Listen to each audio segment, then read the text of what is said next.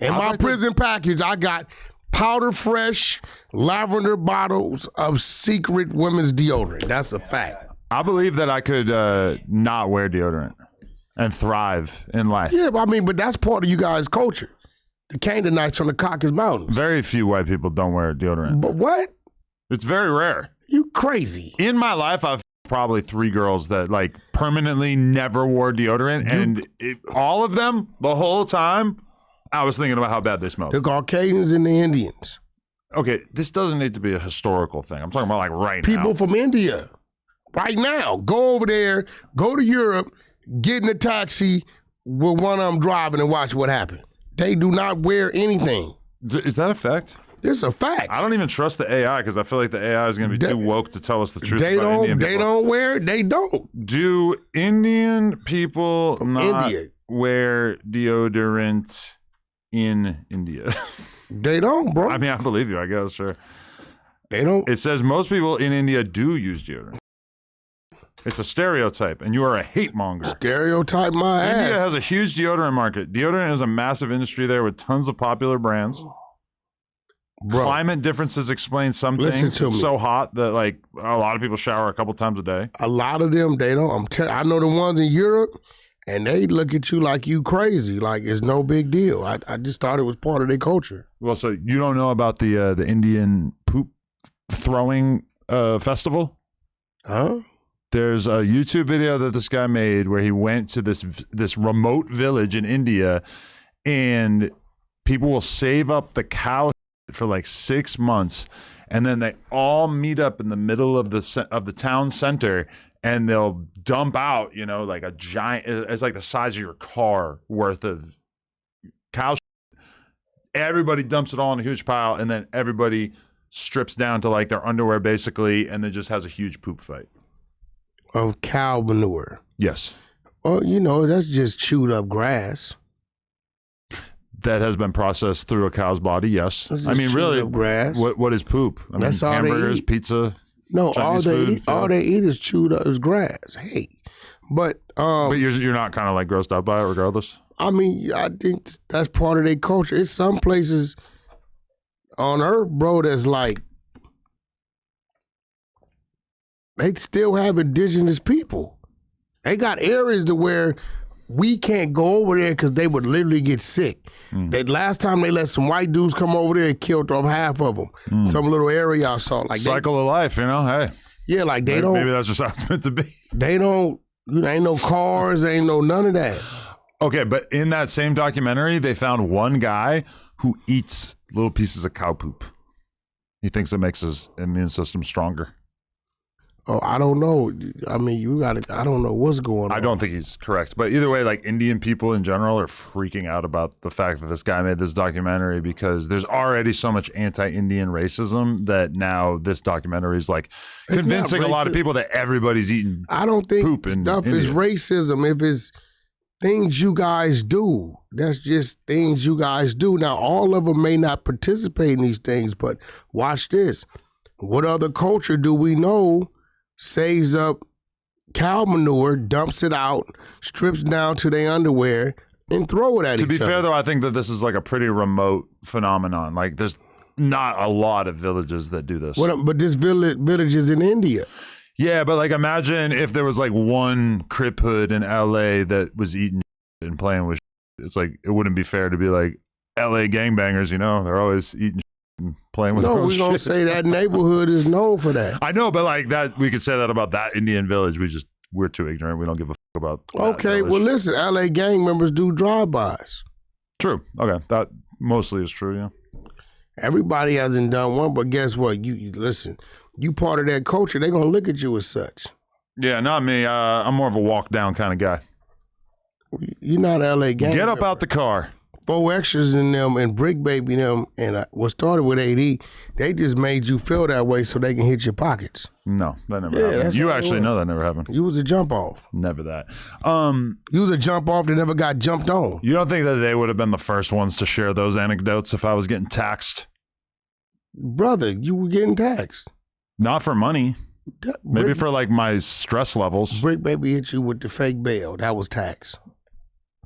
The paperwork is. I don't think that was a fake bail, but we don't need to get into all that. But either way, The paperwork says it was no bail. I can't hold you can't blame a finesser for finessing. With Brick Baby, I gotta. So you calling it finesse? That's finessing. Okay, That's finesse. I got you. Finesse 6 times. Yeah, y'all a little different. That's get well, you know. You think I should ask for a fade when he gets out? Shit, I think you should ask for your money.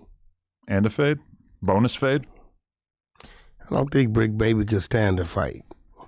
He got injuries. You don't think like the gangsterism would just come through to defeat me?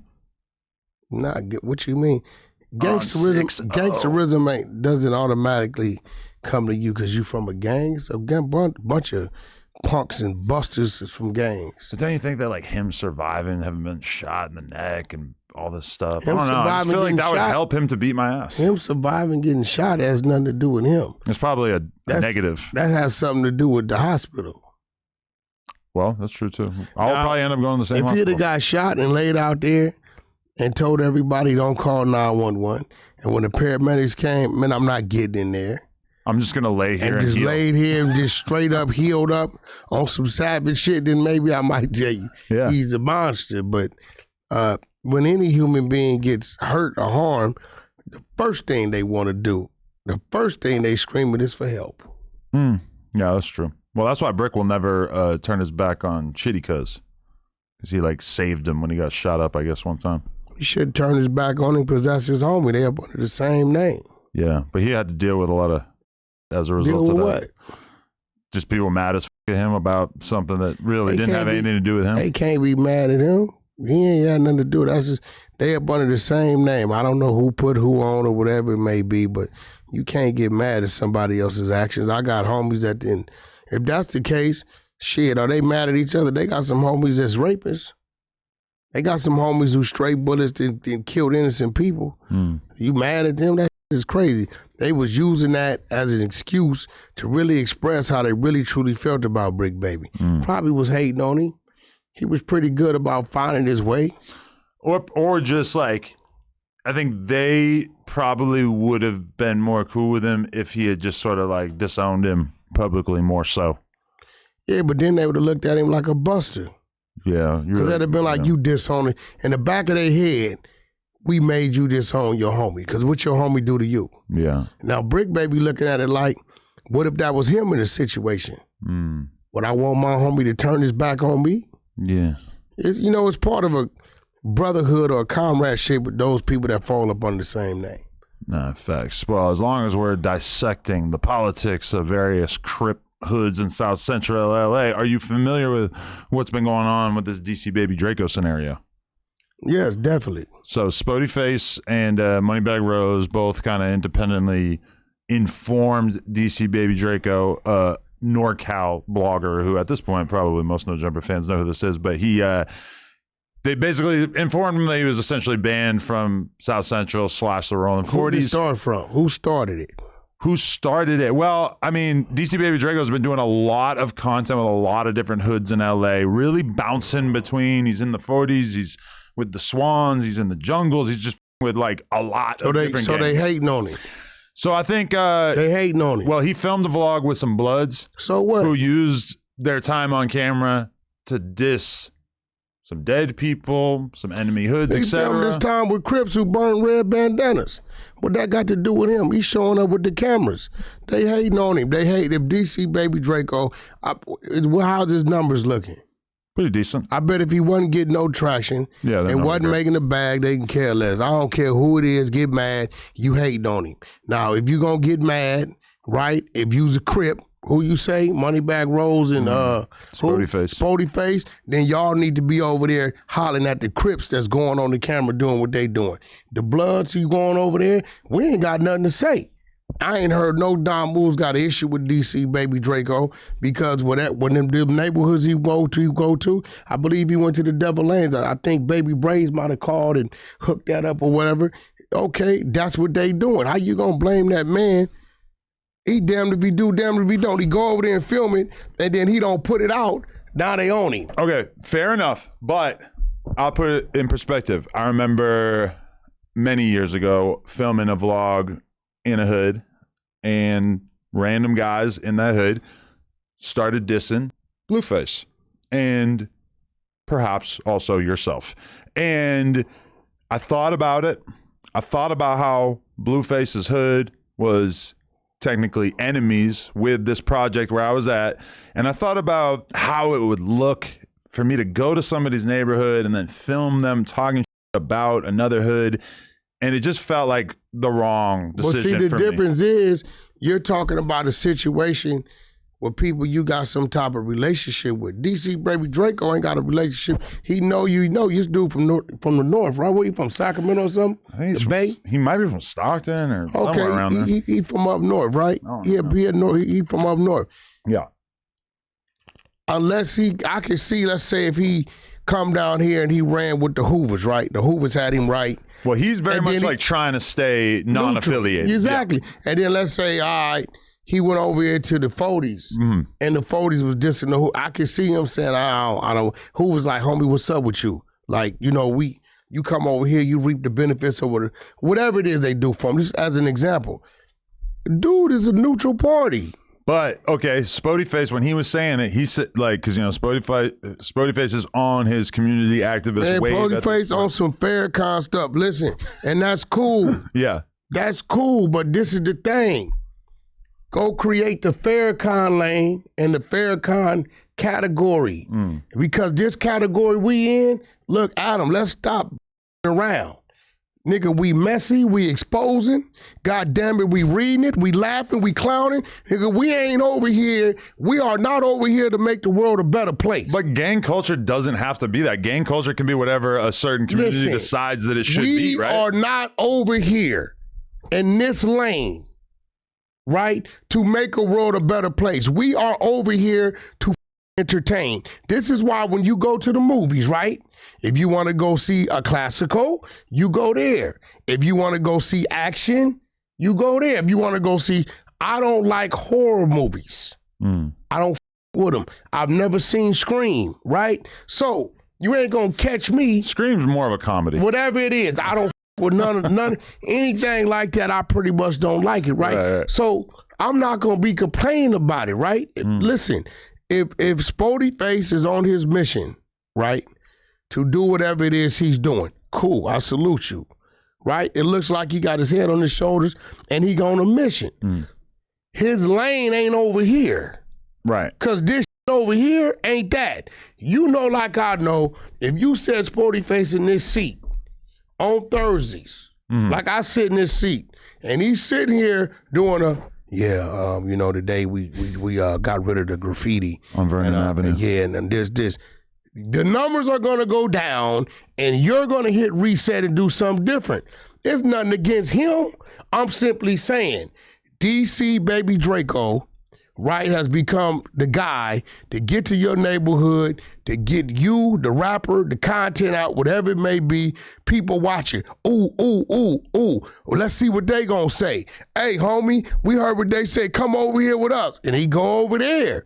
What you got to do is start in the hoods. If the people in the hoods ain't saying the disrespectful stuff, then it don't start no fires. You can't blame him.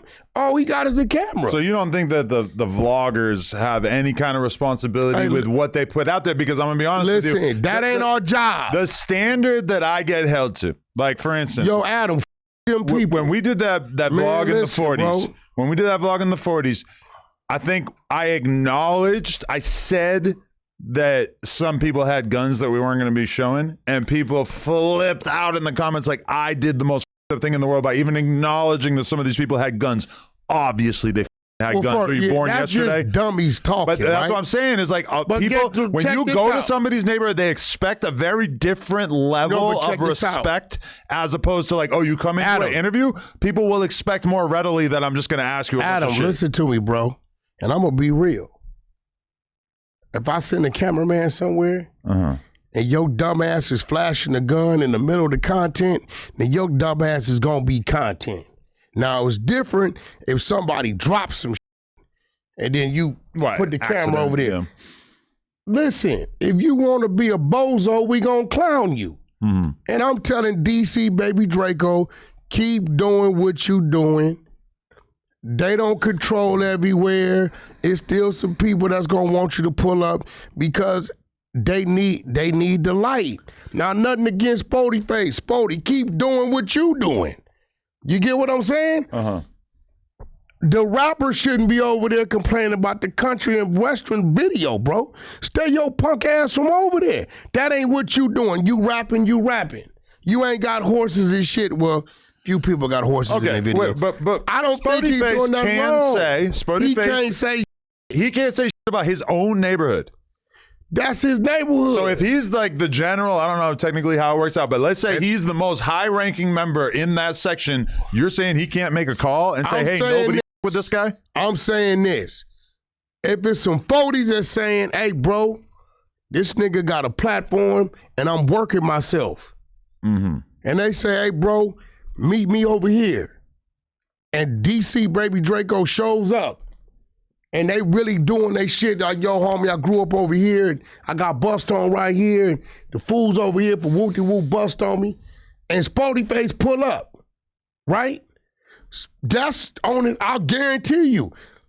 If it's homie, it be solid, it's gonna tell him, hey, homie, get up out my business. This real shit.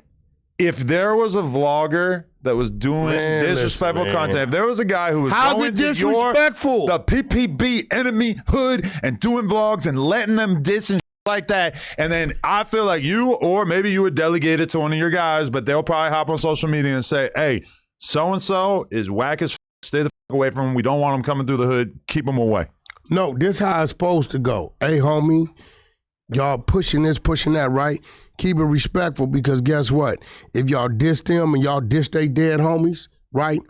They gonna see it and he gonna end up over there. They gonna do the same to us. So any of y'all that's responsible for kicking that off, we gonna deal with y'all. Now this what happens.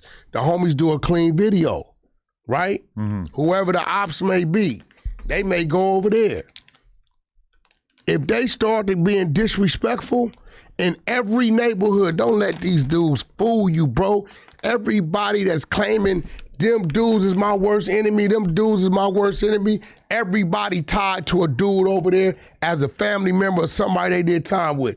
The minute that happens, somebody gonna get on the phone, hey homie, they came over here, we did a clean video. Your little homie just being woo-woo-woo. They gonna go check that. Okay. They will go check it. Okay. You get what I'm saying? I said it could have went both ways, but I know you don't want to hear your homies being disrespected as dead and this, that, and other, right? But at the end of the day, I'm going to be real.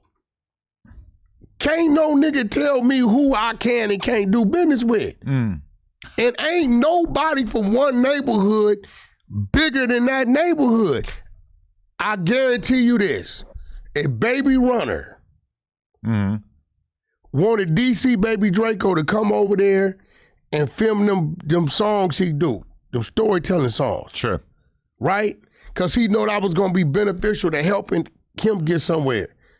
I bet it wouldn't be a problem. Well, okay, so we don't even have to talk hypotheticals, because today and on Tuesday when we were talking about this, we were all kind of wondering, what's 4Extra's attitude about this going to be? Because 4Extra and Draco seemingly have like a very close relationship. Yeah. Baby Draco was filming, I don't know when his kid was born, but like right after his kid was born. Like videos of 4Extra with his infant. He shot hella behind the scenes, interviews, whatever. Like he shot all kinds of shit with him. So we were all kind of wondering, is 4Extra going to fall in line with what Spody Face is saying? And then today we get a vlog of DC Baby Draco and 4Extra in a parking lot in which 4Extra basically overrules whatever Spody Face's money back Rose was saying. Wait. Hold on. I ain't seen it. I swear to God, I ain't seen none of this. What I tell you? He says, you not finna call no dogs on the home, because your mission may not be their mission. Right. And you ain't finna turn my water off and I gotta grind. And 4Extra asks him, he says, so did y'all have a problem? Like, did y'all have an issue? And Draco says no, because I don't think they ever had like an argument or anything. It was just Spody Face seeing him do something on YouTube and feeling a way about it. So he says what he has to say about it. But 4Extra says, y'all didn't have an argument or anything, then y'all are going to have to talk it out. It felt like a chess move of 4Extra kind of saying like, hey, you're my guy. No, ain't nobody banning you. 4Extra supposed to be doing, listen, check this out. Spody Face, if my timeline is right, was in jail, right?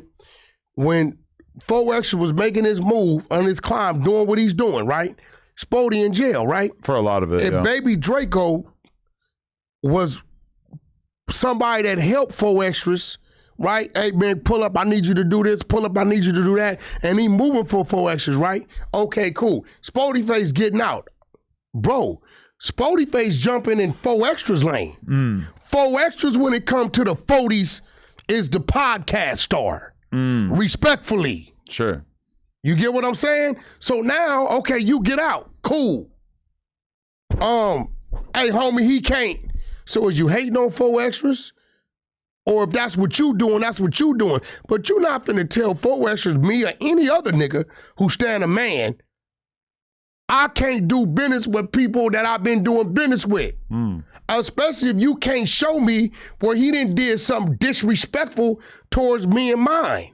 Has he dissed the 40s? No, nothing like that. He ain't did nothing like that, right? No.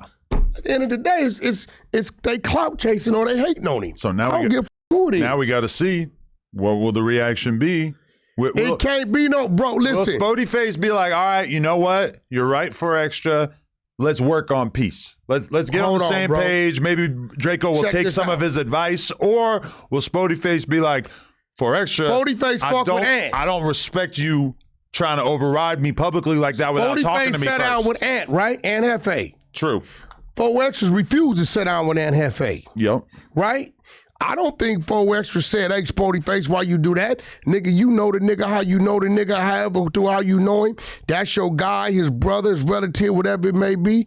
Cool, that's your thing. But that's different because that... It ain't no different, no, nigga. It is them different enemies. because that's 4 Extras Them is enemies. saying, hey, I won't sit down with him, but if you want to sit down with him, it is what it is. Okay, watch this. This is Spody Face saying, no, you are banned from this area, and then 4 Extras saying, no, you're good. Bro, you're good. listen. You and me. Everybody got people that they deal with that somebody else from their neighborhood may not deal with. This is a fact. You get what I used to catch it, bro. When I signed Blueface, you think I didn't get whispers from Big U? Oh man, you signed the schoolyard. It was beefing at the time, right? Probably wasn't whispers. It was probably strongly worded. You think I gave phone a calls.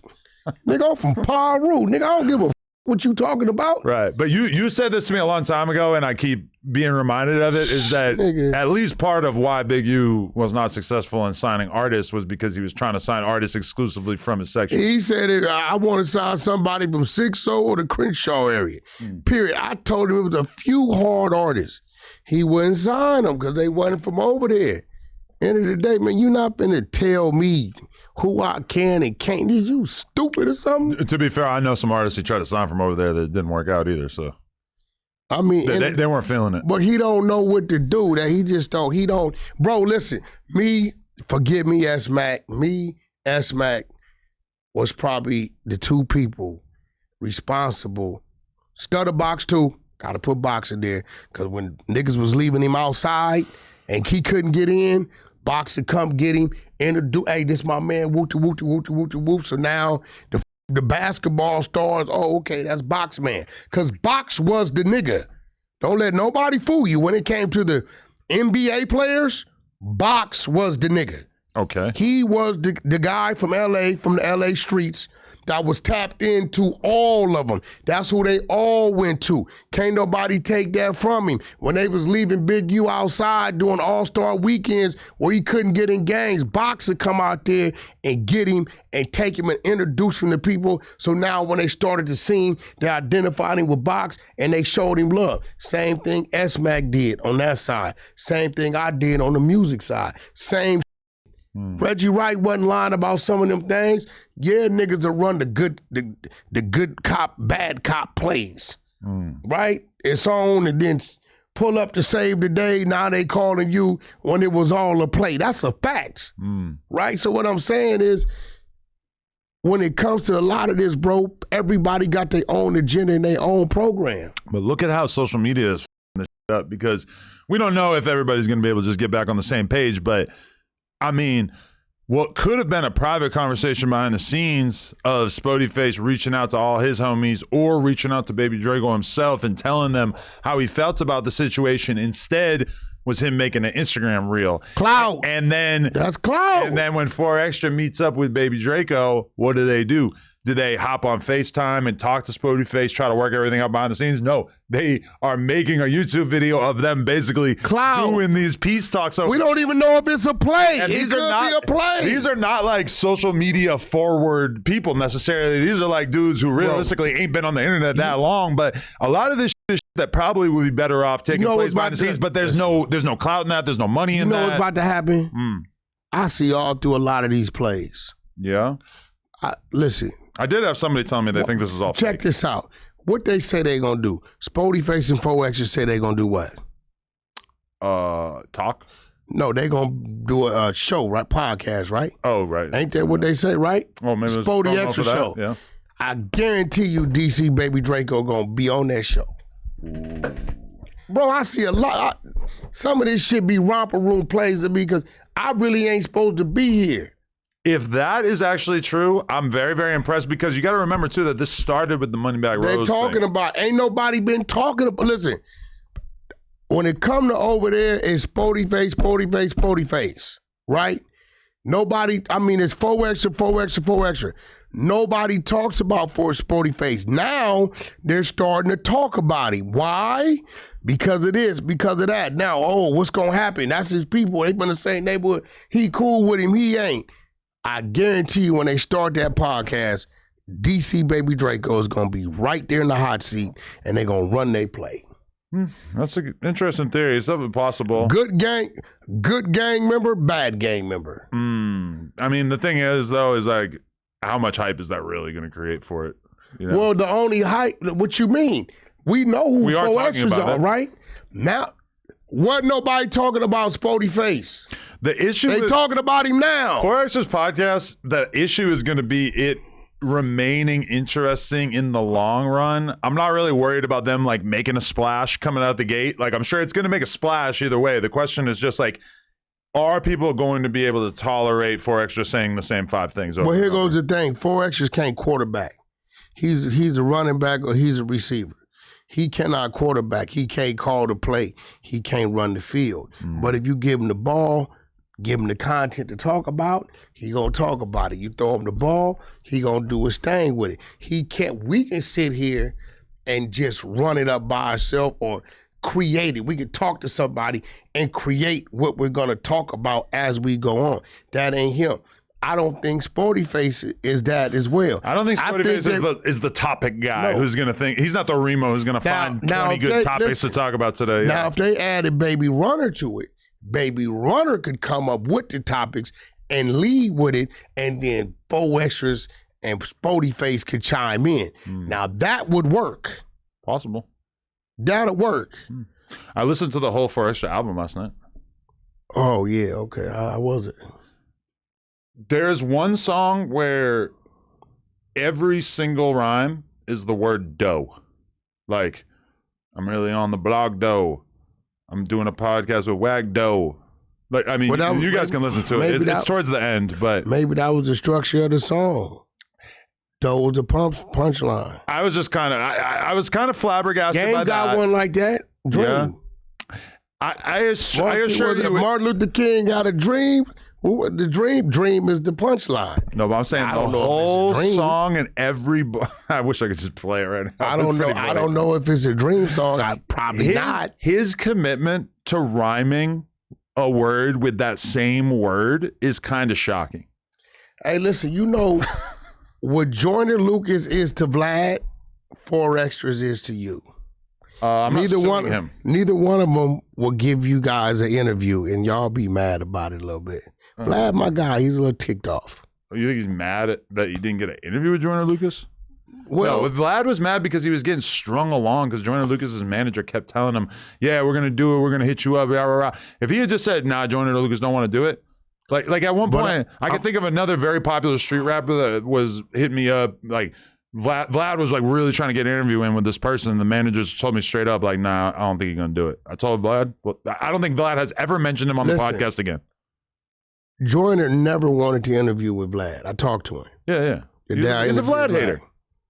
He's a 22 the hater. Manager, kept stringing Vlad along. Yeah. He told me, I don't And know. he thought he was doing him a favor. Joyner told me, my manager kept stringing dude along, and in his head thinking we're going to need him, or maybe he's going to need him. Yeah. He hates Vlad. He thinks Vlad's the worst thing happened to the culture.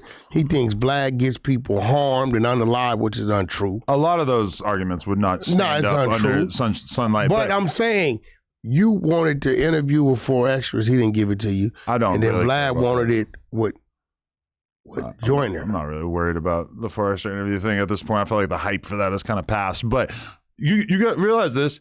Joyner Lucas is from a half hour from where I grew up. Like, can we not have some solidarity as New Englanders? Let's face it, this cluster of states is largely irrelevant in hip hop. Joyner said he don't like your punk ass either. I know. That's what I'm saying. Why don't he like me? Maybe because you friends with Vlad. Guilty by association and affiliation. Do we know that he's not a hater of the white race in general? Is he white? No, but I'm white. Vlad's white. What else? What is he? I don't know what he. A black guy. He look black? His skin is black. Oh, okay. I mean, we could look it up just to double check. I'm pretty sure he's an African American. Joyner. I mean, now you're making me think like, wow, I guess he's I don't know, light skin, bro. but he's a black guy. Yeah. He look like French Montana. What race is he? Probably from where French from. He look like. He's from Morocco. I guarantee where he from. So he's like from Barbados. He's his ethnicity is Barbados / African American. He's from Brockton, Massachusetts, aka Hard City, a very famous boxing city where I actually have seen some of the most intense violence I've ever seen in my life in Brockton. I was outside a hardcore show. Let me just regale you with a tale real quick.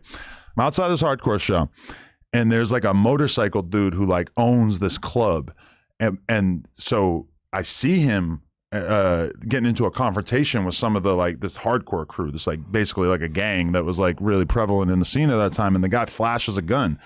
These dudes go out to their car. They don't have guns. They get hammers. They come back. The guy's not looking. They annihilate this guy with these hammers. I really thought they were killing him. Like, I thought this guy was for sure gonna die. His wife tries to run up in it. Boom! She gets hit with the hammer in the skull. His homie tries to run up in it. Boom! Hammers to the skull. It was the craziest shit I ever seen. I was like 19. White dudes? Everyone involved was white. Yeah. Look at those thugs. Welcome to Massachusetts. Yeah, it was a good time. But shout out to Joyner Lucas though. He's a talented guy. I don't hate people because they hate me. No, I don't agree with him with saying that Vlad Who Vlad get locked up? Gets people like hurt. Vlad asks questions, you answer them, you don't. If you want to hate on Vlad, like I've watched so much Vlad that I could kind of like instruct you on how to hate on Vlad if you really want to hate on Vlad. Like you could say that Vlad is kind of like, you know, the flow of his interviews is not for everybody. Oh, Vlad? Yeah, it can feel a little bit interrogation-ish. Like if you really want to hate on him, like that's the way to go with it. It's not like, oh, you get people locked up, you get people killed. Like you need actual examples for that. Who did he? I don't know who he got locked up or killed. Yeah, it just doesn't really stand up, you know? Like I know they've like used clips of his interviews in like court cases and shit. It's bound to happen to anybody. They use clips of your shit in court cases. I mean, I don't even know of many examples. It's bound to happen. I mean, only difference is Vlad refuses to give it to him. You send it in. I've never. Yeah, you send it in and you sign off a clearance. What's your example of that? What did I send in? Yeah, never happened. You sent in the Big U paperwork. No, I didn't. Okay. I emailed them. Okay, my lawyers forwarded them the cease and desist that Big U had. That Big U's lawyers. With had your sent instructions. Them. No, I told them to do it. What the fuck do I care? Yeah, that's cease and desist. I would have shown it on the podcast. What the does he care? Yeah. But I mean, that's clearly different than like me. When they said, Vlad, we need the stuff on KVD, he said, absolutely not. That's cool. Denied him. The thing about that is that they were asking him for something that realistically didn't even exist. And they said, you the one supplied the chick that Big U was jerking off to on the phone, having phone sex. You the reason why he can't go to his son's funeral. You read the paperwork, right? I wasn't the one who supplied that baddie. I'm sure that Big U's got baddies of his own. No, that was a taco truck lady, I believe. A Lupe?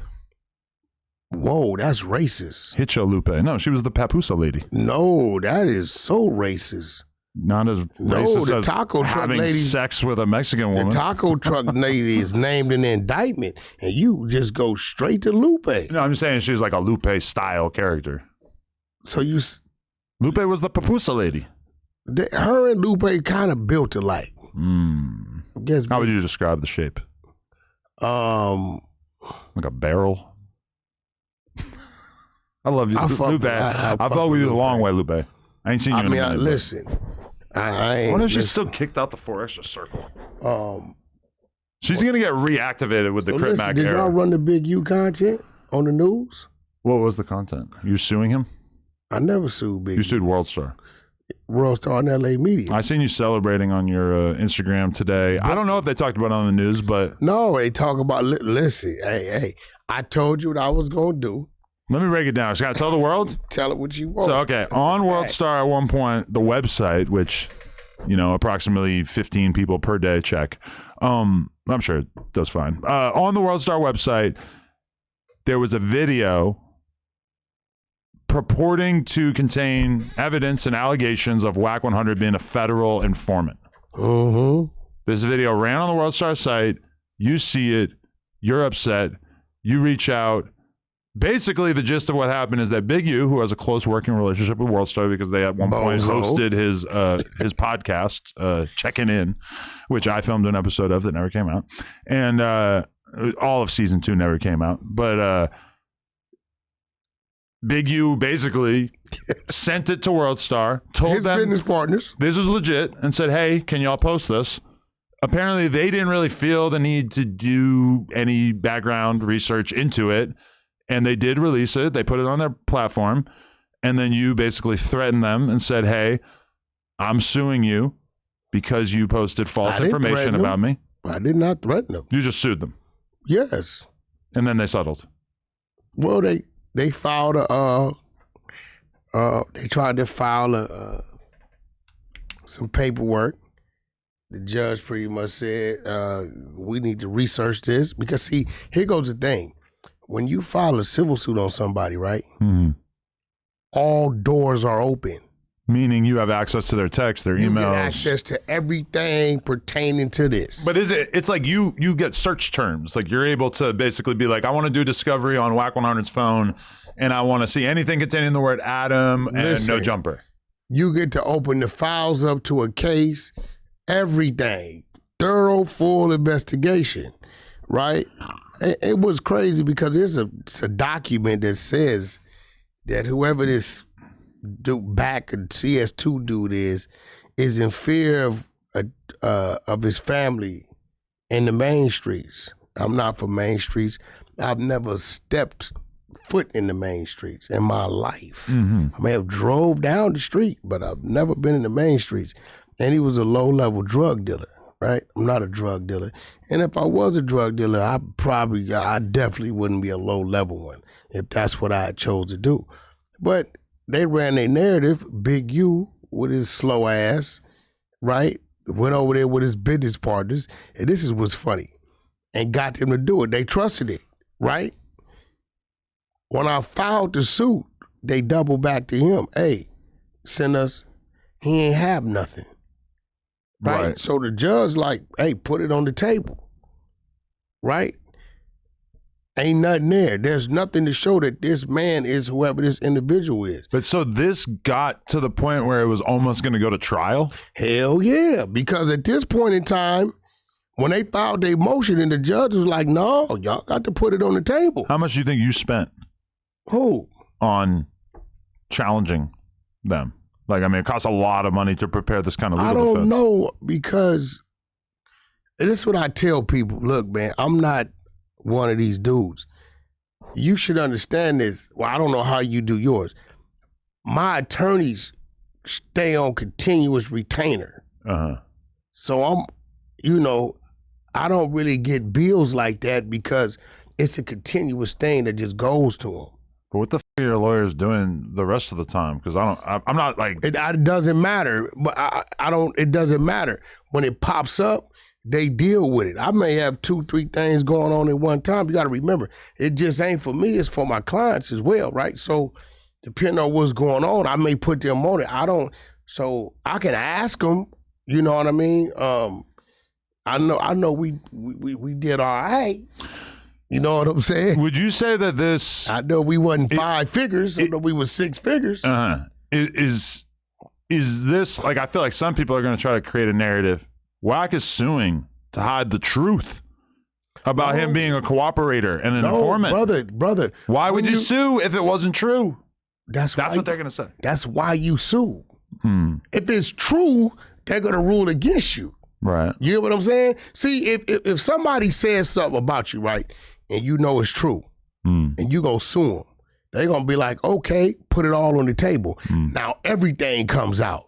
So when you go sue somebody, especially when you're dealing with a company like that, they had a pretty big law firm over there. Yeah. I got a pretty big law firm as well. Well, WorldStar is owned by this giant company that owns a bunch of other businesses. Tell you? Basically, what that tell you? They have large, deep pockets. You get what I'm saying? They're worth suing. Okay, listen. So, and you know when you're dealing with companies like that, they'll string you out and stretch you out. Yeah.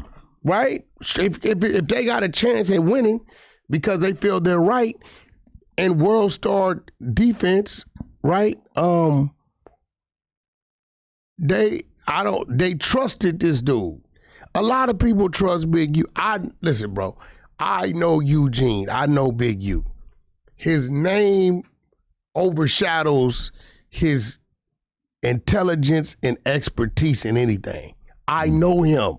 I've had to deal with all these dudes call themselves defending him, don't know him. They may know him as a homie from their neighborhood. I know the guy that would call me and say, hey, how do you do this? How do you do that? How do you do this? How do you do that? If you can call me 50 times, Wack, how do you change a tire? I can, by right, say, yo, Adam don't know how to change a tire. So I know what he's good at and what he's not good at, right? What he's good at is he's in positions so people will call it. And then he knows, okay, I know Wack got these people, S-Mac got them people, this dude got these people. So then he'll call everybody and say, hey, I got this dude on the phone, want to do this. Once he gets us on the phone, he goes on mute. He don't talk no more. He let you do all the business, and then he'll simply come in and get his cut. Right? That's what he doesn't know. If you was to ask him about the music business and how it works and the breakdown of it, he couldn't tell you. That's interesting because, think about being the company that owns WorldStar and one random employee makes a bad decision. Think about how many random clips they post every day of some girl twerking on some guy and she shits her pants or whatever. But there's probably just almost no oversight. They trusted in dude. No, I mean, it's probably a guy posting from his phone. Let me tell you something, bro. I helped WorldStar get on. Me and Kevin Black. Back in the day? Or? Got them their first 2-3 million followers. Oh, on the gram. Okay. And guess what? I sued them back then too. For what? Because the company that me and Kevin Black used, you don't remember when Kevin Black was named vice president of WorldStar Hip Hop? You can Google it. This is before or after Q died? No, this is Q. This is when Q started it. Okay. Q started it. Kevin Black had an office down there in Culver City. He names Kevin Black VP of WorldStar, right? Me and Kevin Black run the play. We got the dude that drives traffic back then. We contract him, right? Boom, dude drove the traffic. 1 million, 2 million, 3 million. He drives the traffic. When it comes time for him to cut the check, they fire Kevin Black. But yet Kevin Black, as an employee of WorldStar, contracted this gentleman who was upstairs in Kevin Black's same office. So when they didn't pay the bill, they came back to me. And I put the same legal team that was on this is the same legal team that went and claimed that. It was, it was a high 6 figures. That's a fact that they paid him. So, I've been dealing with WorldStar forever. The weird thing about suing somebody for saying that you're a federal informant is that by definition, a federal informant is supposed to be secretive, right? Like how could you really definitively prove that that's not the case? I'm gonna be real. I don't really know how federal informants work, but inform. How they structure what they do, I can't tell you. But I will tell you this. I believe, this is my belief, I don't know, that if somebody was to sue a company, right, and he was really an informant, right? Right. This is my belief, I don't know. I think maybe something would go down behind the scenes because you kind of like, you manipulating. You get what I'm saying? Okay, you an informant, but you can't do that because we can't allow this person to be sued by you because of this. Maybe your coverage is blown and maybe they're going to have a conversation and the lawsuit goes away. I can't see the federal government allowing a company or entity to be booked when they're in the right. Right, because then you'd have a foolproof way to expose everybody who was working as an informant. All you have to do is sue them and do discovery to get. You gotta remember, they didn't sue me, I sued them. Yeah. For defamation. Yeah. See, when you come with defamation and slander, ain't none of that. See, if you was an informant and you did that, I would assume that whoever you working for gonna say, that's on your dumb ass. You sued them, so now they got the right to dig in and expose. Right. That's on your dumb ass. Right? But if you're not that, and again, I don't sue street niggas. I can show you on my phone, they wanted to name Big U. I could have hit him too. Baby, what I tell him? No, take his name out. I'm dealing with the entity. I got to deal with a street nigga in the street. But if you that, and you a platform, I'm going to come get you all day long. Yeah, can't say Listen, if a situation pops up, what do? I just send the information to the legal. You ever heard them call me about a bill? I got my legal team from a very special person. Huh? Joseph Isgrove. Who's that? Googling. Very, very important person. Okay. Very, very strong person. Don't look like me. Very respected Italian guy. Okay. You get what I'm saying? My entertainment team came from there. My music team, my radio team, Suge Knight, that was the secret to my success, was Joseph Isgrove. He gave me his independent radio team. I was the only dude running around here that can get music and songs in rotation on the radio like the majors.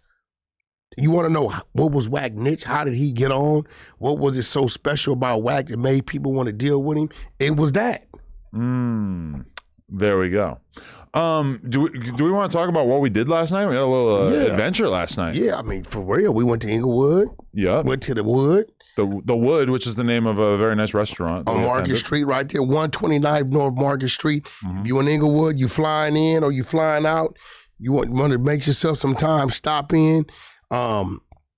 Food is amazing. All of it. The whole list was amazing, but I use that as my our rendezvous spot. A guy I met on Clubhouse owns the restaurant. Really? Yeah. What's Jonathan? Part-time restaurant entrepreneur, part-time Clubhouse fan. He owns a restaurant. He also opening up a cigar lounge across the street from the Intuit Dome. They're building that out. But I wonder how the cigar lounge business is. I don't know. I know it's real big. I know I took a meeting down there. They got their own lockers. Yeah. They charge them every month for their lockers. You know, it's a cigar locker?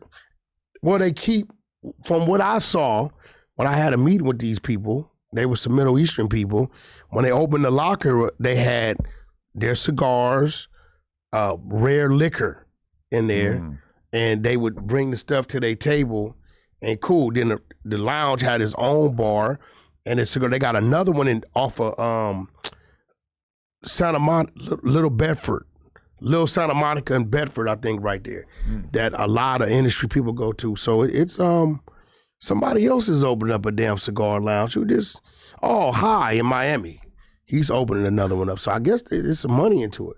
Nothing sounds less pleasant than sitting around drinking alcohol and smoking cigars. For me personally, but to the cigar smokers, they're out there. Yeah. That's like a person that likes to watch horse racing. Yeah, I don't get that either. I don't either, but shit, you go over there, they sitting there with their paper and they little whatever they doing, and they placing their bets. But I used to go to the horse racing track when I was a kid too, because my uncle worked there, and even as a little kid, I was like, why would anyone watch this? Yeah, besides gambling, then it makes sense.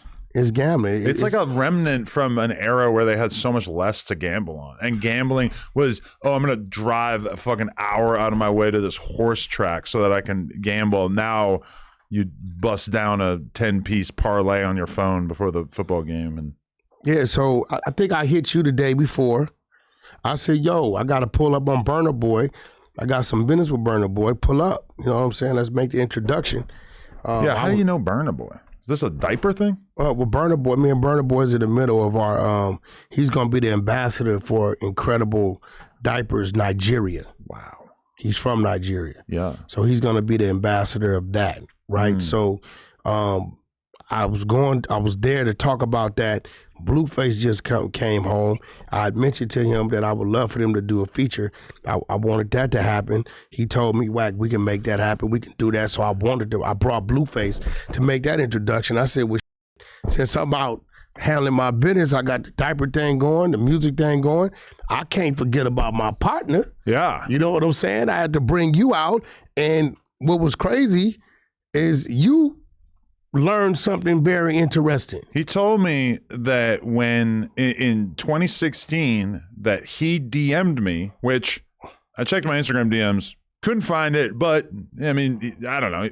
Well, actually, why didn't I think to look at the No Jumper account? That's probably where he messaged me. I'm going to do that right now. Yeah, so it was crazy because once he saw you and figured out, it took him a couple minutes. Oh, that's Adam 22. Then you guys was able to engage, so I was able to let him and Blueface powwow. Me and him powwowed about what we're doing. Shout out to his brother as well. And then you was able to powwow. And, so it was I'm back on my R&B has me back in that lane. She's encouraging you to socialize. Well, no, she's encouraging me like, look, baby, you can start a lot of shit. You can expose a lot of people, but you can make a lot of things happen that people aren't thinking to make happen. And you need to get your ass back in that lane. So, I'm getting back in that lane, just kind of bringing people together, tying things together. The other day, I jumped up, hit Doc Winters and Big Boy. Hey, I need to bring Blueface up there. Doc Winters controls like 80s of the radio stations. Yeah. PD, Breakfast Club, that's him. 92.3 Real, that's him. So I'm like, y'all need to get Blue up there. A lot of my phone book is crazy. And I kind of was getting away from it. But Blue's home. We got this new network stuff going on that's really good and serious. This boxing thing is going on. We announced that tomorrow. I got Swaggy P's wire scheduled to hit him tomorrow. Blue got his wire already a couple days ago. So it's kind of like I'm getting back into that lane. And when I look at the No Jumper thing, it's a flagship for the West Coast. And, so what I want to do is expose you to certain things, put certain things in front of you. That way you, in your time of thought, can say, okay, this Wack has this, that. Hey, Wack, how you think we can do this? Cool, let's make that happen. You know what I'm saying? Because this is part of my program and part of my world. I mean, after we had this conversation yesterday, I was kind of thinking about it, and it's like the natural way of life for people who have a regular job is that you get older and you can kind of chill and you can kind of like, eventually retire even, or at the very least, like people have jobs and shit, you kind of slow down. You don't work as hard as you get older. But it's like in this space, the reality is that there are new streamers, there's new YouTubers, there's new podcasters every day. And you actually, it's kind of like the opposite effect. It's like you got to go way harder. You got to like whatever I was doing when I was 32, being 42, I got to go a lot harder. I got to really, I got to be outside. I got to like do even more because definitely, let's be real. It's just we more and more. First of all, I'm gonna be real. We have jokingly, because we're not punching bags, allowed ourselves to come down a mountain that people can't get up. So we scream down at people, and then in the process of that, people hear screaming and they look to see who we screaming at, and then now these people get a little motion, right? So I think what No Jumper needs to do, between who you are and what you've already established and the resources and things I have, we need to add other functions and bring other programs to No Jumper that these other platforms can't, to separate the men from the boys. Vlad is already on the Vlad Mountain. Axe on But Vlad Axe keeps Mountain. it very simple because Vlad's whole business is he does interviews and he's not really thinking about doing anything else. Like he's doing a weed strain, a couple little things. Oh no, he or got some big experiments. shit coming up too though. But it's just not like, I think he very much like is comfortable living out the next decade or two of his life. He got another play coming. Did he tell you about his deal? No. Yeah, he got another play coming. Oh, really? Actually, he did try to call me a couple times the other day. He got another play coming that's gonna be, and I believe it's gonna be successful. What he's doing, I believe he got a deal with one of the networks. Oh, It's really? a content deal, but it's a different type of content. But yes, I think it's just time to to expand and shift gears. I mean, listen, what we on episode 100 and what? I don't know, probably 130. Nobody thought we would make it this far. Yeah. And I think that we have both, where we're at, we both understand each other, one another. And I think at this point in time, it's been a few situations. It's been a few times you like, yo, Wack, I need to use your team here, and it went great. And there's been a few times where we had to deal with things. A few times we bumped heads, but nevertheless, the business still continued to flow. I have never heard no backdoor shit to where Adam said this or Wack said this. And I think at this point in time, it's kind of like, now I'm kind of like, I got a point to prove. I want to show people that this thing right here could get so big to where it's just a blimp and it's flowed on its own. And at that point in time, I have the people, which I reconnected back with them in Miami when we were just down there. Shout out to my man High, and shout out to my man Ty out here. I have the people that'll come in and say, hey, Wack, that company's now evaluated at this. We got $500 million for him. Tell Adam, let's do business. Did you, when you were down in Miami, and shout out to Aiden Ross, me and Remote were talking to him yesterday. We got some cool shit in the works. I heard about it. But Aiden Ross, you, Act, 6ix9ine, are all on stream together. Did that kind of like show you a little bit more of like what might be possible just from a streaming perspective? Because Aiden's probably like him, along with a few other people, Kai, I Show Speed, etc. You know, they're really doing this streaming shit, this content creation shit on like a whole different level. Well, I think when it comes to that, that's their lane. You know what I'm saying? When I jump in that lane, right, it's just me being introduced to another crowd. You know, I'm kind of like the unk that knows what time it is that gets it, right?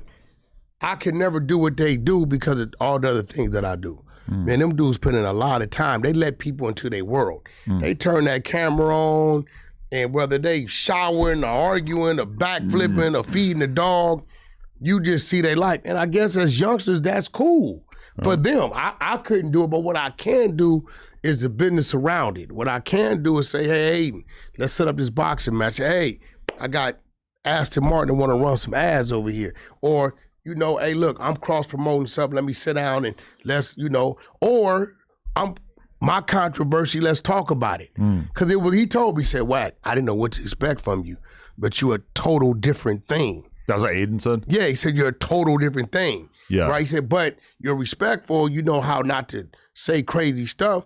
I'm a total different look to his fans, right? Yeah. So, and Aiden is the type of dude that just sits back and lets it happen. He's a punchline guy. He knows how to get in there, take control, and he knows how to cross his feet and let it go crazy. No, because the last time I was on stream with him a couple of years ago, it's like people don't realize, but he's got a team on the back end that is calling people, lining people up. Like they've got the guests ready to roll in throughout this whole thing. And it's like, if the conversation starts to get a little boring, it's not like Aiden necessarily has to be like, oh, we got to get somebody else in here. No, like the team's got somebody on deck ready to go. It's like it's a very impressive operation. But only that, Aiden tells me he was having a problem with his building.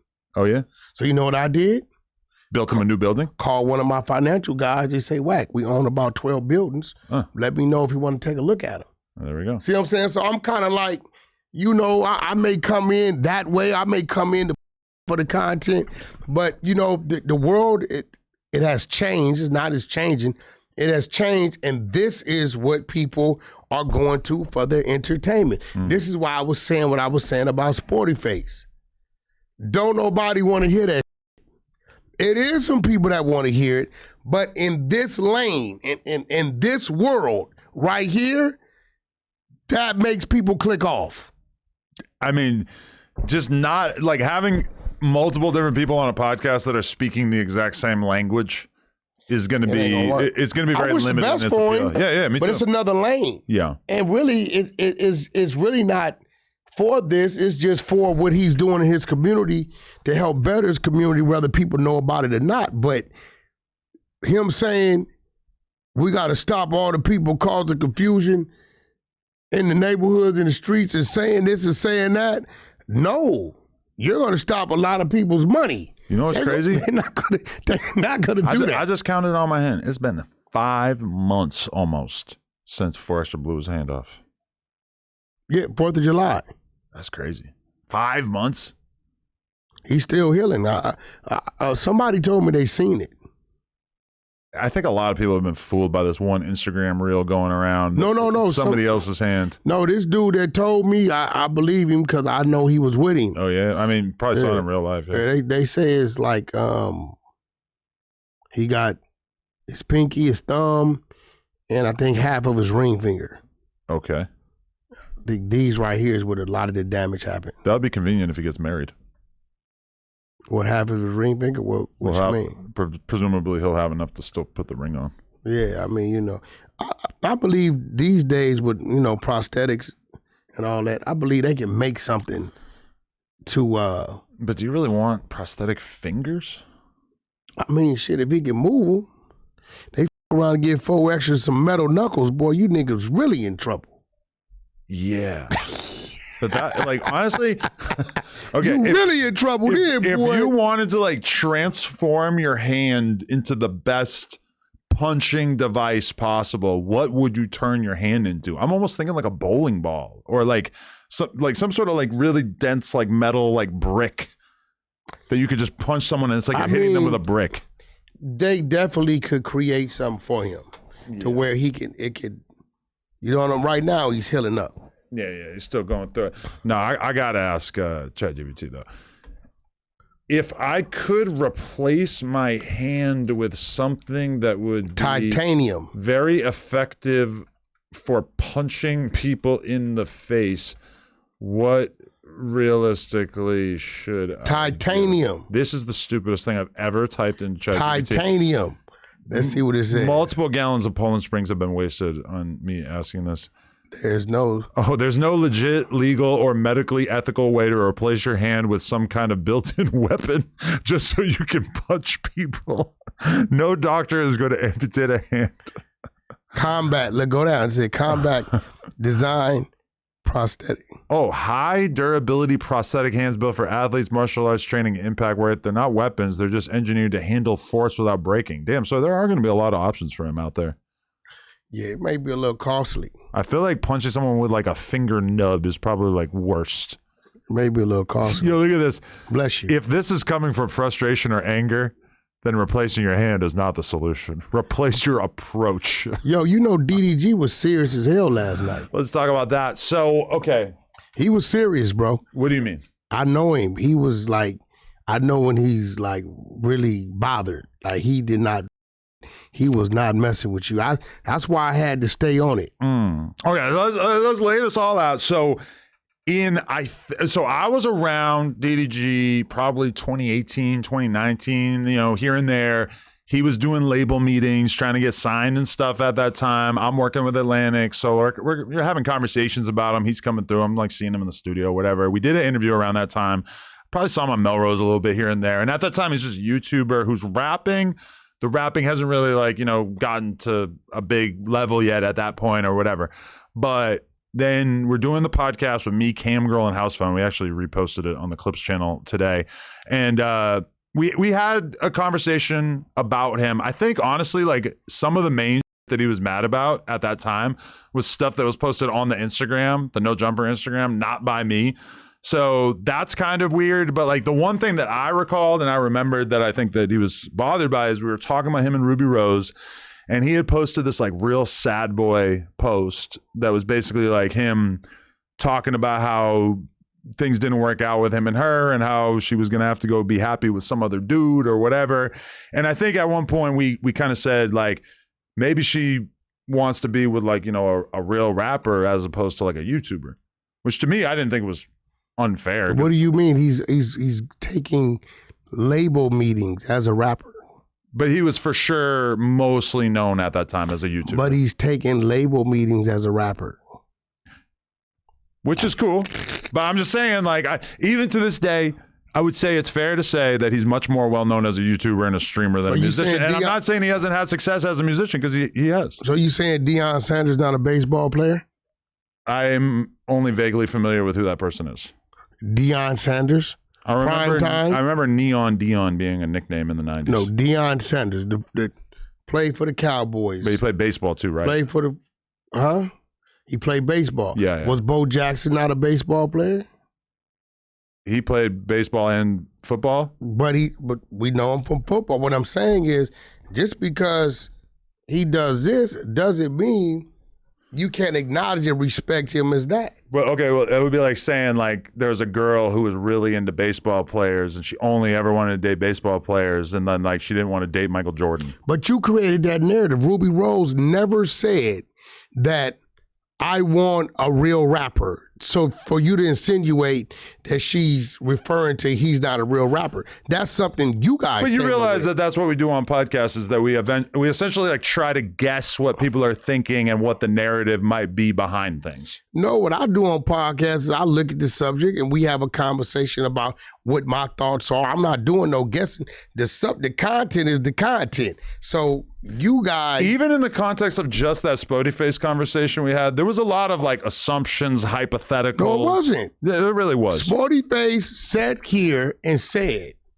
right, I'm here to help clean up the community, better the community, stop this, stop the violence, be a voice, this, that, and other. All I'm saying is that letting us know what he's there to do. In the context of a podcast conversation about two celebrities breaking up, I don't think that it's outside the realm of... You took a shot at him. But it wasn't a shot. It was more just like us commentating on what we perceive the dynamic of probably a real rapper.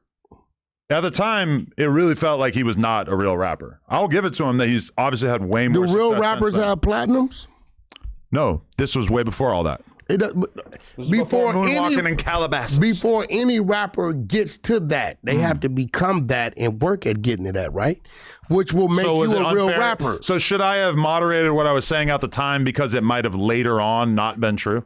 Listen, you know how many rappers come out and get a quick hit, a fluke hit? A fluke hit and can never do it again.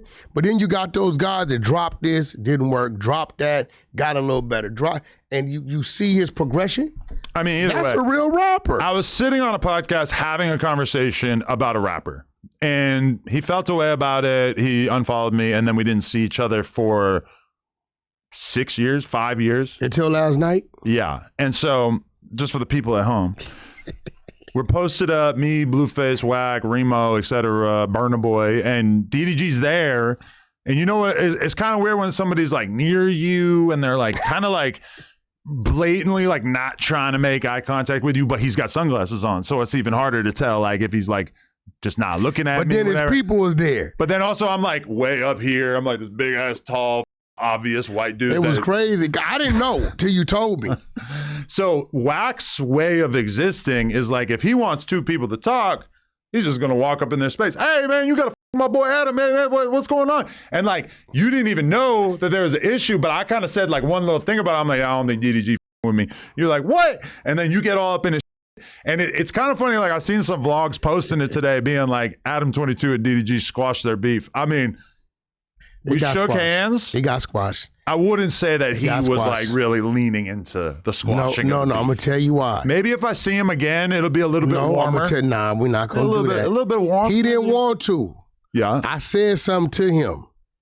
I don't know if you caught it. What? You know, DDG, that's my guy. That's Blueface brother. That's my guy. I with him, right? We didn't have our spats and got over it, right? I said, nephew, it's gonna come a time when you're gonna want me to kick back. I said, it's my business partner. I'm asking you, let that go. He apologized and he thought about it. Well, I apologize. No, yeah, no. I said, Adam apologized because he was like, man, whatever you said, it bothered him. For it to be 5 years later, you cut him deep, right? He said on stream, like, I didn't really see people clip this part, but he said, like, I don't really want to be cool with Adam. Yeah, that's what he said. I don't want to patch it up. I don't want to be. And I said, nephew, do it for me. This is my business partner. Like, this is awkward. Like, we need to move forward. And you was a bigger man. You apologized. And when I said, he looked at me. I said, there's gonna come a time when you're gonna want me to kick back. Something gonna happen. Somebody you gonna be like, for me. And when I said, he put his hand out. When he put his hand out and y'all shook hands, that's when I feel y'all let it go. And I think the next time y'all see each other, he's gonna be on the same thing. He's gonna be like, "What's up?" I'm gonna push up on him. I'll bully the whole scene. Shake this hand. I tried. Hey, DDG, shake this hand. I tried to take it even further. Like a hug? Me and Adam gonna pull up to the house for the stream. Oh my God, that's a good idea. Hey, you know I know we live. Free content. Yeah, I said me and Adam gonna pull up. He was like, no. You said that, and he goes, "Yeah, I'm gonna need $1 million." Yeah. Some shit like that. But yo, all right. But you know what's funny about it is that it's like, 5 years later, he and I, both weed smokers. I've been off the weed for 2 weeks. I'm kind of compensating with the edibles, but he didn't really remember, and I believed him. He didn't remember why we weren't cool. He just remembered y'all weren't cool. I could almost not remember why we weren't cool. Well, really, I was always guessing because I never really knew. And when I was watching back that clip today of me and House Phone and Cam Girl talking about it, there were so many little things that I'm mentioning in that clip or that we're talking about that had completely left my memory. So, yeah, but all right. You want me to throw in another twist? And this I thought briefly about mentioning this. I don't even know if you know about this, but all right. So I think it was 2020. This is when AD first starts being part of No Jumper. Got you. He's at a house party. Him, OT, couple other people. DDG's there. It's 2020, so he's not mega lit yet, but he's reasonably lit. He's at the house party. DDG is like in a random room at the house party. AD and OT and them being drunk as at some point they figure this out, and allegedly they whoop his ass. They thought that he was like looking for some to steal or something. Later on, I heard DDG describe it, and his version made a lot more sense, which was like, I'm at a big ass house party. I was trying to go to the bathroom. So I go into a random room, like, what the am I going to steal? I was trying to find a bathroom. I needed to take a piss.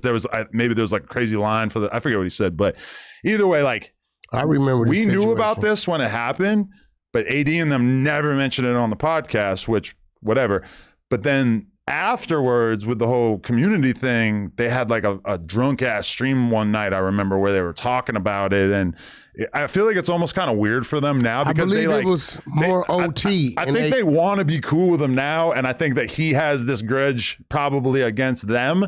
And I feel like I probably might be like kind of lumped in with that, even though I never even, not one time did we talk about that subject at that time. Maybe after. I don't think the grudge was they whooped his ass. I think the grudge was they said they whooped his ass. I believe it was more of DDG and OT than AD.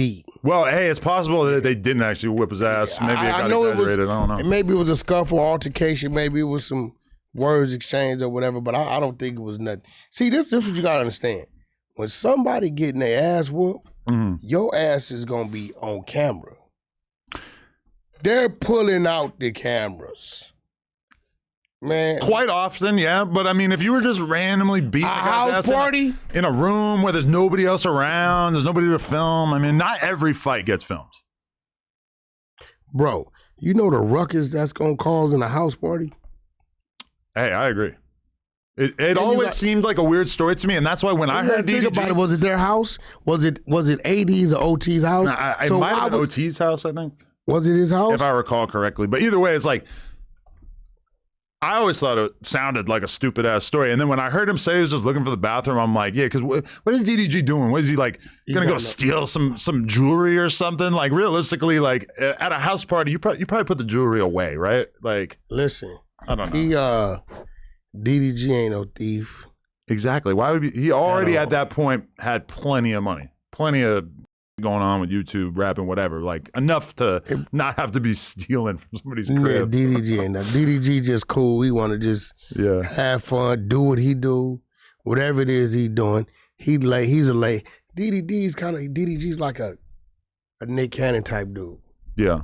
Like if you got he's in his own lane. He don't want to be part of nobody's crowd. If you cool with him, he cool with you. And if you really got a problem with him, you know what I'm saying? It's probably somebody on this team that did something. But you know, like the underlying dynamic is like 2018, I'm up. And he's still kind of like on the way up. Then you fast forward to like 2025 or whatever, he's huge.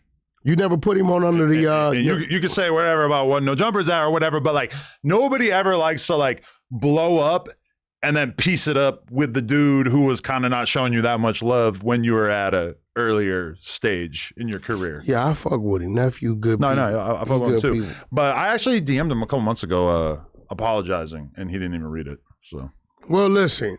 Look, man, that's what friends are here for.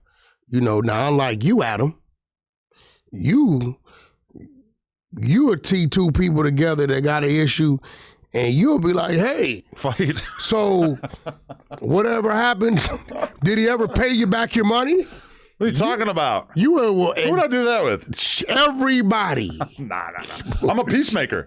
Yeah, bullshit. I'm piecing shit up. You an antagonizer. Remo learned a lot from you though, because Remo be doing the same thing you do. What? He'll like see somebody that like I got a little bit of an issue with or whatever. He'll just walk right up to him and be like, "Yo, man, you and Adam got piece it up, man." Yeah, that's cool. I mean, Remo's trying to grow the building and bully the whole scene, maniac the whole scene. You calling me a maniac? What's going on the No Jumper News? I haven't seen it. They talking about Almighty got to go turn himself in. I see little clips like. I think it got pushed back, but yeah, he's supposedly, allegedly going to do some prison time for a couple of years. Almighty for sure going to a 50-50 yard. I don't know. And guess what? I'm speaking on it right now, so don't nobody speak on it when he go. Almighty's a non-affiliate, and he'd be a damn fool to hit that yard and catch some more time to appease some dudes that has nothing to do with his program. So wherever he go, I stress that Almighty does his time and comes home. So you're pro 50-50 yard? No, I just don't like the whole setup of it. Because when I was doing time, it was homosexuals on my yard. And some of the dudes that called the shots, right, was dealing with the homosexuals. It was rats on the yard until we figured out they was rats. Wasn't no phones back then. Okay. You know what I'm saying? So you're not going to tell me, hold on, Adam, you catch 2 years in the county jail, right? Okay. You there 4-5 months, you go to reception another 2-3 months. They look and say, okay, this dude got a job, 2 kids, he's married. All these things knock points off, and he only has 10 months left. Being married knocks points off? Yeah, if you've been married, children, job, employment, all that knocks points off. And they like, okay, he got 10 months left, send him to a low security level 1, level 2. You hit the level 1, level 2 to do your little 10 months. The dudes up here that got double life plus 58 years is telling you, you got to stab or knock a motherfucker out to catch some points and some more time to get off the yard to come up here with us. So now they want you to turn your 10 months into 3-4 years. Right. So for what? Now listen, the yard I was on had about 1,200 people on it with the gym when they started putting triple bunk beds in the gym. 5 buildings, 200 a pop with the gym, right? Out of that whole yard, I might have talked to 30, 40 people, right? I don't with everybody on the yard. So what's the difference? Like, bro, I'm strongly against a dude hitting the yard that got short timing, and you don't got to associate with that dude, right? If that's what they into, that's what they into. But telling this dude, you got to go commit an infraction, catch some time to get your points up, to get off the yard, to come up here with us that ain't never getting out? Nah, I think it's crazy. I will communicate that to him that you think that he should go on the 50-50 yard. No, I don't. I think wherever they send him, he should do his time. Okay, here's my question. I was watching like a YouTube video the other day, and one thing that I kind of hate that people do is how people always just make jokes about how dudes are going to get raped in prison.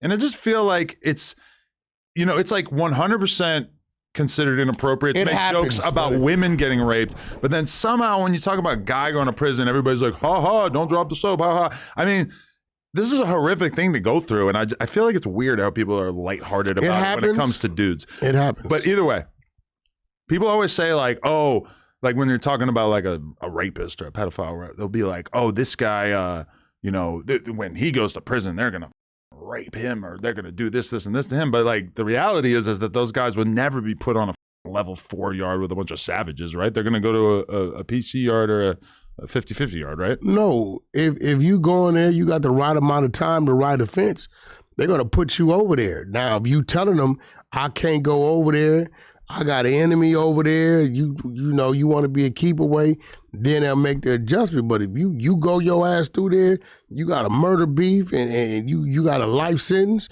they sending your ass to the 4 yard. But you're largely able to like request not being put there, right?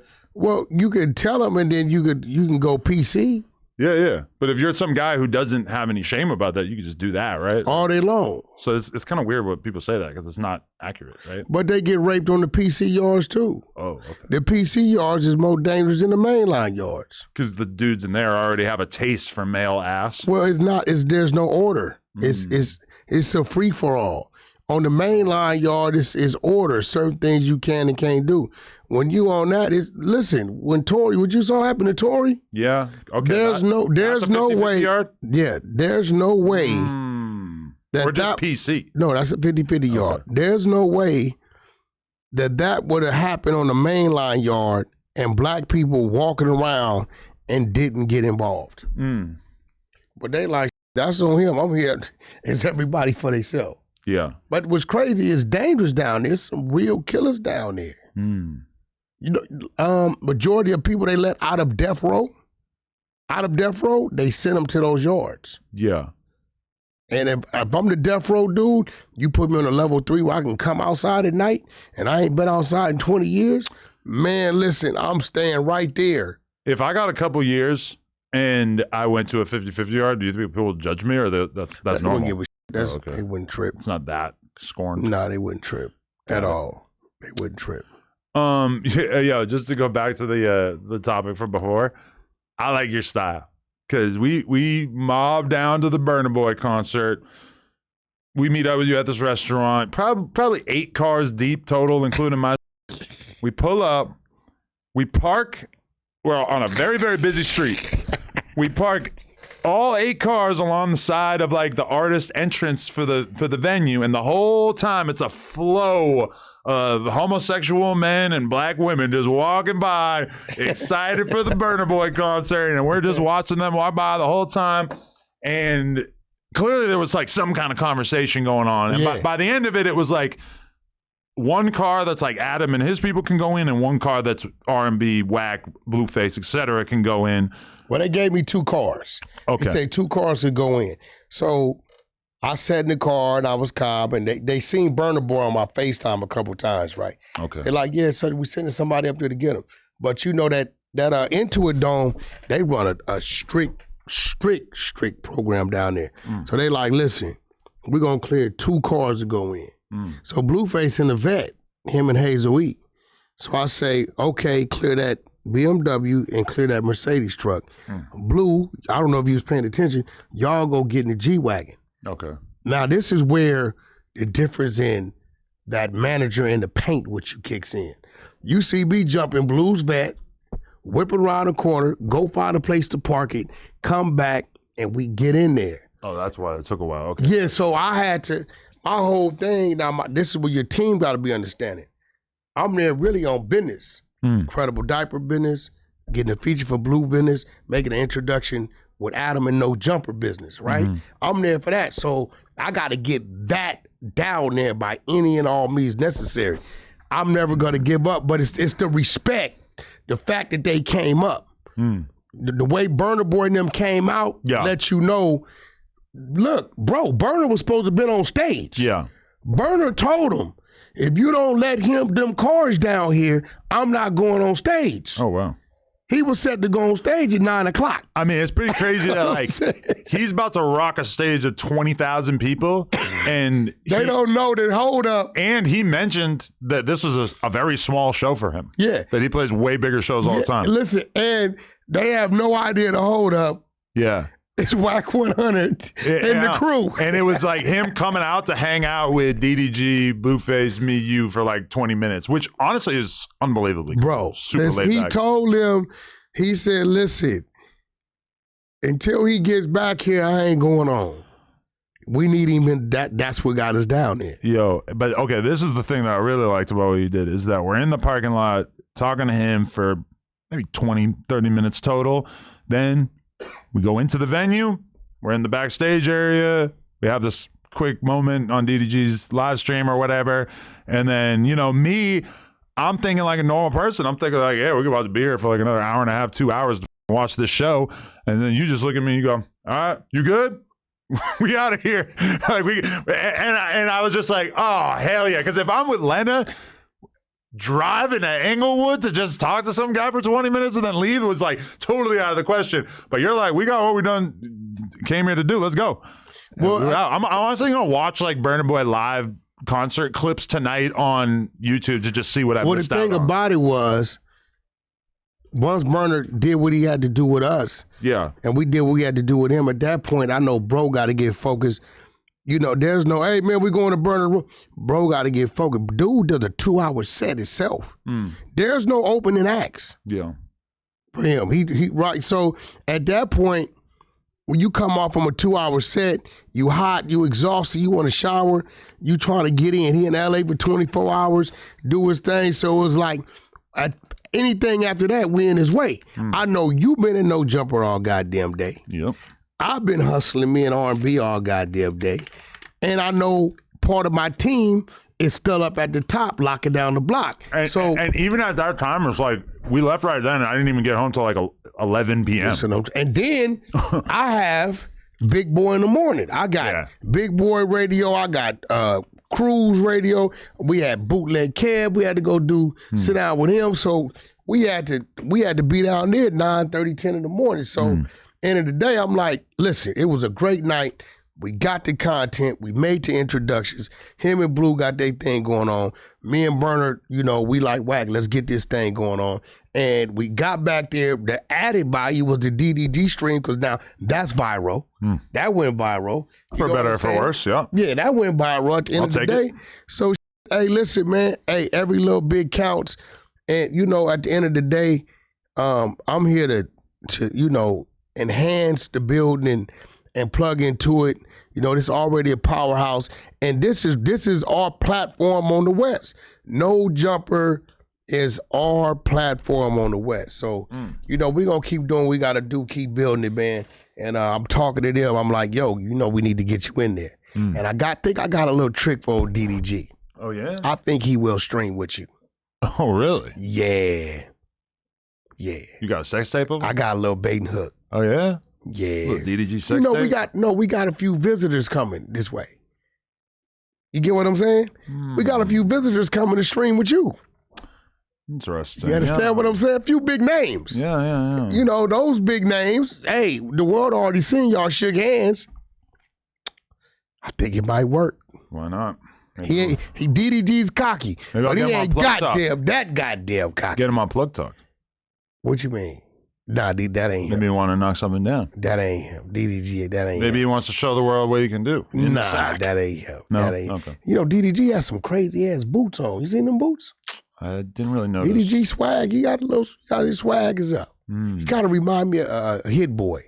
They the only ones that can wear what they wear and get away with it. Shout out Hit Boy. You think I always wonder with celebrities the more I see them wearing like new designer clothes, the more I wonder if they have one of these services that I've heard about where you're like renting clothes or like they kind of just constantly give you a flow of clothes to wear and it's like you don't really own it. I don't think it's renting nothing. I think people bring them to wear because people follow what what they do. Yeah. I'm sure Hey, are you up to C Nova? C Nova? I do know C Nova. The ER dude. Yeah, with the thing hanging out his nose. Yeah. Yeah, I fuck with dude. Not where you would see Nova, which is Fig.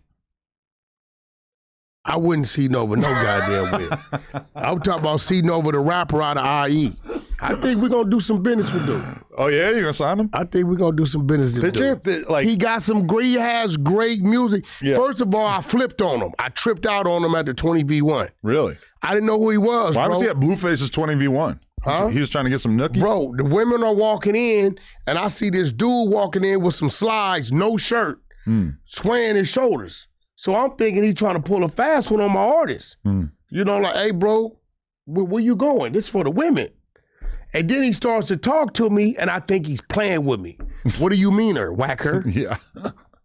I'm going her to see Bluefacer. Yeah. To have a little fun her. Yeah. So I'm like, man, I don't know who this dude is. So like his partner when it was like, nah, Wack, he was from the Drewski something, whatever the hell Drewski had going on. And dude was like, yo, could I show her you my music her? Yeah. You know, is your wife her? And I'm like, what? And like he ends everything in ERs, right?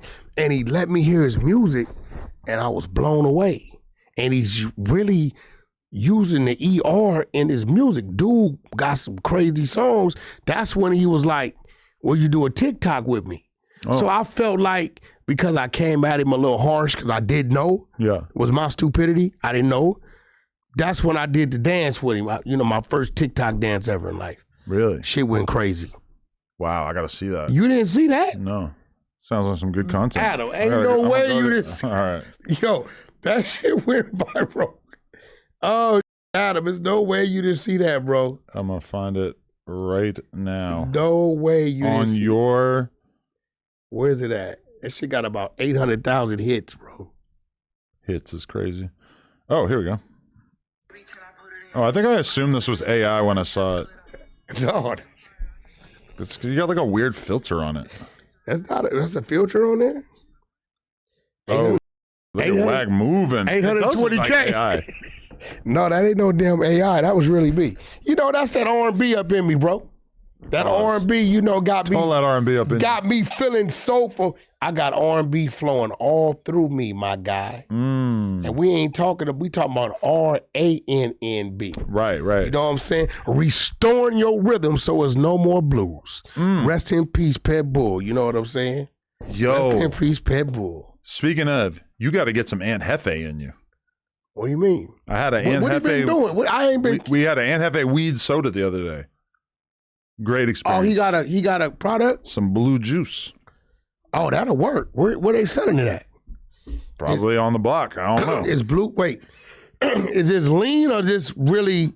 You probably should not sell lean as a commercial product. No, this is just straight juice. But it's THC. Yeah. That's a good place. Shout out. I'm happy for that. Nobody sleeps better than Aunt Hefe. He can make $1 million off that. That's a fact. Is he on the can like this? Yeah, he should be sleeping on the bottle. He hates it too. He hates his reputation. Yo, Ed, you should be on the can of the blue juice like this. No, put yourself in with the blue bandana. Put yourself slope it on the ear. On the front. Like it's so good, you might sleep forever. Listen, you might never wake up. Hey, listen, not good. Hey, listen, Ed, I be on the can like this. Look, with the little thing that says Blues Clues. I picture him sleeping like on his back with like a little sleepy cap. And some like pajamas with like the footsies. I ain't picturing him in no pajamas. That's too far. That's too far. Yeah.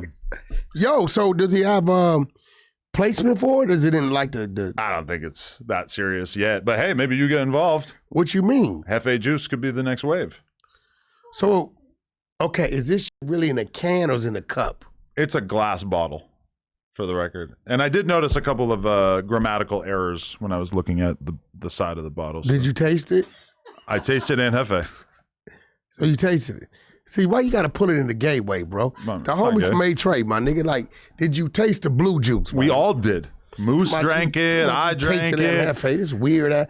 Bro, I ain't gonna let him do you like that. No, that's not gay. That's gay. That's my man's. We ain't playing with the homie like that. I'm not playing with him. I'm just saying. You tasted amazing. You tasted an Hefe. No, you tasted blue juice. I drank every last drop. Okay, then the blue juice. Oh, goddamn. And I'm sorry. Listen, and he's sitting over there with a Crip Blue fake Pendleton. Is this a Crippy day for me? Yeah, listen, I told my girl when I put this fit on, I'm like, I feel like a fat Crip. Like, I feel like a real unk, like a guy, like a 50-year-old. Hey, yo, you know what's crazy? You hung out with Wack in Inglewood and never hung out with Munchie B in Inglewood. I didn't even know that was in Inglewood. Oh, we was in the heart of Inglewood. I would not have gone if I knew that. I don't want to get involved in your politics, but what politics? You know. Nigga, that nigga. Blood politics. What he gonna do to somebody at night? I don't know what he's capable of. The hell he gonna do with somebody at night? God, you got a whole squad of ninjas with him. A whole squad of what? Star at you. And they gonna lie to him. Yeah, we did it. How you gonna know? Yeah, we did it, homie. Stop. You're not allowed to make me laugh at that. That's my man. Shout out Munchie. Yo, shout out to Wack 100. Shout out to these gummies that are keeping me alive today. We can't leave. Listen. Oh, okay. This dude, Baby B Braids. Listen. He says a lot of crazy. And I'm convinced that he a J-Cat. He burnt out. But he is funny as he's like, listen, today's who's is on little B Braids. He's bad peoples. Because of the gay sex tape so allegations. I guess the police arrest these two dudes, take them to jail, go through their phones, and see that they got videos of banging each other. Yeah. Two dudes. So the police take the phones back to the hood and show the homies on the block. But shout out to the boys in blue, man. But incredible work. But Baby B Braids is like his whole delivery. I gotta watch that again when we get home, man. His whole delivery of how he telling this story. Bad peoples. Yeah. He's slamming him. That ain't what's happening. Bad. It was so weird to watch B Bray's reviewing a sex tape. Burna Boy on the line. Wow. Let's see. B Bray's reviewing a gay sex tape. We was just talking about y'all. Oh shit, this the brother on the line, man. How you Listen, that information I sent you, it's a couple million on the line for that. Do you know them? Yeah. I'm gonna call you when we done. All right. So. No, but yo, Baby B Braids, look, man, I know you didn't talk some shit about me. It's cool. I could overlook that because the majority is about everybody else, bro. Don't stop doing what you do. He goes in on me. He should start reviewing more gay sex tapes. I could probably get him on some kind of mailing list with like a real production company. He said somebody sent it to him and he opened it up. He like, oh. I was kind of surprised that he even like acknowledged that he watched it. Like, no, this is what I'm saying, bro. Yeah. This is why it's so. I gave it R&B cracks up. She knows all his little slang. She knows all his little. I love how he stops his sentences and just says on lanes like constantly. Like the sentence just comes to a halt, on lanes, continues. Hey, like as if the sentence would be totally incomplete without that. That nigga say, 412. She said, baby, what is 412? I said, DLB. You know, DLB is the fourth alphabet. L's, DLB was Devil Lane, right? But you said 412? He said something, He said something. Whatever he said, she breaks down. She be like, what's the other thing he always says? Figueroa facts. Does he still say that? Way. He says Figueroa facts. And he says something else. One of them, I don't know what GM. I don't know what that means. General Motors. No, I don't think he'd be. Good morning. He'd be like on GM. Like, I just trip off of him. The nigga said the other day, I'm 100 pounds and you ain't gonna do nothing. That's right? Hard. Hell yeah. Then he says, shout out to the people for cancer, and then he hits the white. Bro. He's a legend. Yeah. Bro, listen, I don't care what nobody says. It's nobody like dude. And it's so amazing like that we get to see so much of him given that he has a life sentence. Bro, prison has changed so much. Yeah. Bro, they used to hit our cells. There's no way that them people ain't jealous of him. and them correctional officers don't know he on YouTube. He's going to be 80 still doing this. Bro, that dude got like 2 licenses plus 200. I know, but he's going to be doing like even more advanced content at some point. Yeah, he's yo, man, shout out Baby B, bro. I know you be talking crazy, but I don't pay your ass no attention. Yeah. You know what I'm saying? He blame me. Now, what I don't like is he be blowing up his neighborhood and dead homies. Talk about, I called to prison to get his phone took. Nigga, I don't even know what prison you at. I ain't know. I don't know nothing about you. I don't know your name. I don't know nothing about you. You know what I'm saying? If I want to play with you in prison, you know, I'll find out the yard you at. I go to the opposition and I look out for Maria, and Maria let Juan know, and shit get weird. You're calling in a Mexican hit? If I'm gonna play a game, I ain't gonna send the homies at him. But you can't cause a race war. Man, I don't give a about none of that. That's on them. Nigga, if it's worth that, then it's worth that. If I'm gonna play with you, I'm gonna play with you a whole nother way. I'm not gonna call no goddamn take your phone. Like, if anything, Adam, I'll take your account. Ask Hassan Campbell. If anything, and I only ain't did it because I'm real close to one of his big homies. You know, my nigga, my Deuce. He'd have been anybody else, I'd have been snatched. Monetization gone. Gone. Count would have been gone. Dish. Quick, out of here. But you're a nasty guy. Hey, it is what it is. I'm gonna try and make it home to put my kid to sleep right now. This has been the Adam and Wack Show. Make sure you smash the like button and leave a comment. We appreciate each and every comment. Thank you to everybody who watches each episode every Sunday, and also those of you who see the episodes early by being a member of the Wack Pack. YouTube.com/nojumper/join, I believe, is the link, or it's in the description. Thank you to everyone who watched this. For those that join, I'm gonna have something special for you. You will be spared. And we got bonus content coming soon. Trust me. Pow.